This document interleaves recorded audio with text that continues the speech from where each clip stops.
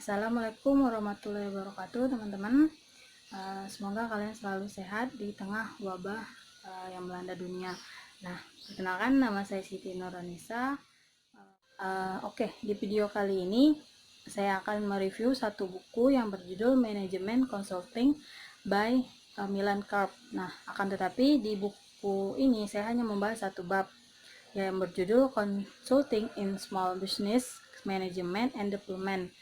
Nah, dikarenakan bab dalam buku ini semuanya itu berbahasa Inggris dan saya kurang paham bahasa Inggris, jadi saya harus menerjemahkannya terlebih dahulu sehingga saya bisa paham maksud dari apa yang ada dalam buku ini.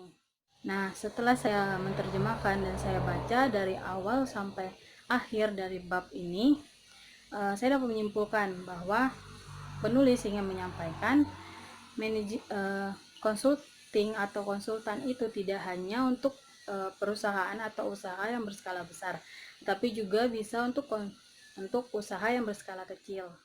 Bab ini sendiri ada beberapa subbab lagi yang terdiri dari kurang lebih 6 subbab, menjelaskan masing-masing apa yang dimaksud dengan konsultan di usaha kecil, dan dimulai dari subbab yang pertama. Di subbab yang pertama membahas karakteristik dari perusahaan kecil itu, dimulai dari definisi perusahaan kecil, terus apa yang sering dialami oleh perusahaan kecil atau masalah-masalah yang sering dialami oleh perusahaan kecil ketika dia menjalankan usaha itu.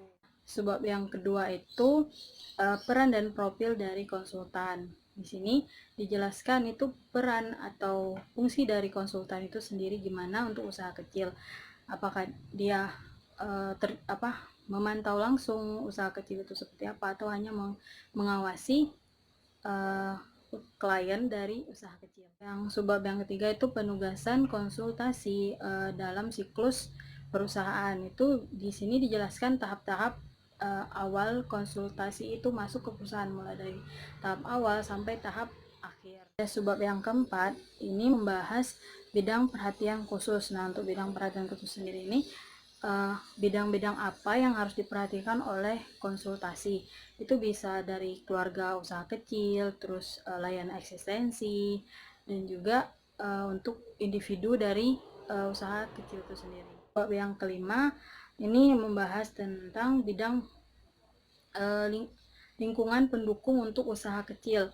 Nah, di sini dibahas itu beberapa lembaga yang mendukung untuk konsultasi, untuk konsultan atau konsultasi itu memberikan materi atau pengetahuan kepada klien. Itu bisa maksudnya bidang-bidang apa aja yang sekiranya dibutuhkan oleh klien ketika dia menjalankan usahanya. Pada subbab ini sendiri juga dibahas bahwa konsultasi itu harus tahu atau mengetahui lembaga dan peraturan yang membentuk lingkungan dari usaha kecil itu sendiri, atau apa yang lembaga atau peraturan dibutuhkan untuk diketahui oleh klien dari usaha kecil sendiri. Subbab yang terakhir dalam bab ini yaitu pendekatan inovasi dalam usaha kecil dari konsultan. Nah, untuk dalam bab ini membahas konsultasi atau konsultan sendiri akan memberikan saran atau masukan kepada klien sekiranya apa yang mereka butuhkan dalam pengembangan bisnis kecil mereka. Untuk sarannya itu sendiri bisa berdasarkan buku ini ada beberapa, yaitu bisa dari bekerja sama antar kelompok usaha kecil, terus juga memanfaatkan bisnis atau bisnis berbasis teknologi, dan juga masih banyak lagi. Oke, teman-teman, itu yang saya simpulkan dari subbab atau bab yang saya baca berdasarkan dari buku Manajemen Consulting.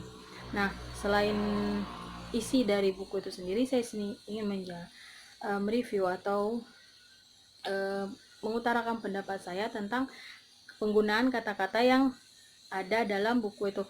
Untuk penggunaan kata-katanya setelah saya terjemahin, mungkin karena ya buku terjemahan ya, jadi kata-kata yang tercantum itu agak susah untuk dipahamin. Tetapi apabila kalian yang paham atau jago dalam bahasa Inggris mungkin akan mengerti isi-isi buku, isi kata-kata dalam bab ataupun buku itu sendiri. Menurut saya buku ini juga bagus untuk teman-teman yang sekiranya ingin memiliki usaha atau membuka usaha kecil atau sudah mempunyai usaha kecil. Nah, saya sangat menyarankan bagi teman-teman untuk membaca buku ini atau membaca bab ini ataupun seluruh yang ada dalam buku. Nah, kenapa saya menyarankan? Karena di dalam buku ini sendiri di dalam bab ini sendiri kita akan tahu apakah usaha kita itu membutuhkan jasa seorang konsultan atau tidak. Nah, jadi kan apabila kita ada mempunyai masalah atau usaha kita sendiri mempunyai masalah, kita akan tahu sekiranya kita membutuhkan jasa konsultan atau tidak untuk pengembangan atau menyelesaikan masalah itu sendiri. Baik teman-teman, mungkin sekian review buku ini atau bab yang saya sampaikan. Saya mohon maaf apabila saya melakukan kesalahan, apabila saya menyampaikan maksud atau review ini kurang jelas, saya mohon maaf. Untuk lebih jelasnya saya sangat menyarankan kalian untuk membaca buku ini sendiri agar kalian tahu maksud dan agar kalian juga bisa mendapatkan pengetahuan baru tentang jasa konsultasi di bidang perusahaan kecil.